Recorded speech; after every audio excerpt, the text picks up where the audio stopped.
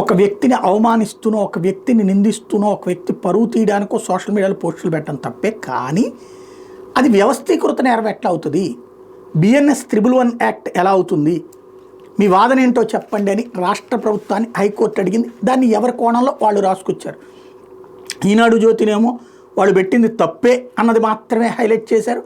అదే సాక్షినేమో social media పోస్టులు వ్యవస్థీకృత నేరం అంటే ఎట్లా అన్నటువంటి పాయింట్ని ప్రొజెక్ట్ చేశారు. ఓవరాల్గా అయితే ఒక మంచి చర్చ ఆరంభమైంది. సామాజిక మాధ్యమాల్లో పెట్టే పోస్టులు వ్యవస్థీకృత నేరం కిందకి ఎలా వస్తాయని హైకోర్టు పోలీసుల్ని బుధవారం ప్రశ్నించింది. భారతీయ న్యాయ సంహిత సెక్షన్ 111 ప్రకారం ఆర్థిక నేరాలు, ఒప్పంద హత్యలు, కిడ్నాప్, దోపిడీ, భూ ఆక్రమణలు, మానవ అక్రమ రవాణా, తీవ్ర పర్యవసానాలు ఉండే సైబర్ నేరాలు వ్యవస్థీకృత నేరం కిందకు వస్తాయని గుర్తు చేసింది. నేను అనేకసార్లు ప్రస్తావించేదే పాయింట్.